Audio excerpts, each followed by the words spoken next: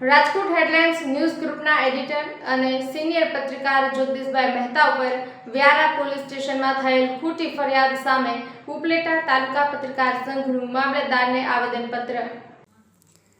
Rajkot headlines news ગ્રુપના editor અને senior પત્રકાર જગદીશભાઈ મહેતા ઉપર વ્યારા પોલીસ સ્ટેશનમાં થયેલી ખોટી ફરિયાદ સામે ઉપલેટા તાલુકા પત્રકાર સંઘનું મામલતદારને આવેદનપત્ર।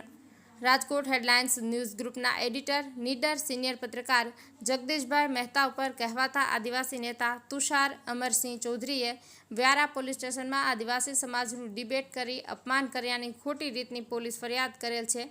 આવી ખોટી ફરિયાદથી સમગ્ર દેશને રાજ્યના પત્રકારોનો અવાજ દબાવવાનો જે પ્રયાસ કરેલ છે તેને ઉપલેટા શહેર અને તાલુકા પત્રકાર સંઘ ફક્ત શબ્દોમાં વખોડી કાઢી આજે પત્રકાર સંઘના પ્રિન્ટ અને ઇલેક્ટ્રિક મીડિયાના તમામ પત્રકારો, પ્રેસ, ફોટોગ્રાફર, કેમેરામેન વગેરેએ મોટી સંખ્યામાં ઉપલેટા મામલતદારને આવેદનપત્ર આપેલ છે અને આવેદનપત્રમાં ચીમકી આપતા જણાવ્યું છે કે આગામી દિવસોમાં જો આ ફરિયાદ રદ કરવામાં નહીં આવે તો કાયદામાં રહીને પત્રકારો ગાંધી ચિંધ્યા માર્ગે આંદોલન કરશે તેવી ચીમકી ઉચ્ચારી હતી।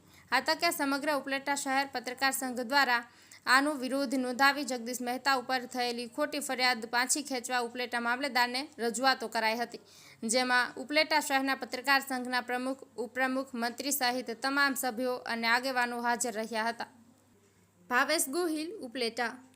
રોલ કૃષ્ણકાંત ચોટાઈ, ઉપલેટા તાલુકા પત્રકાર સંઘ પ્રમુખ।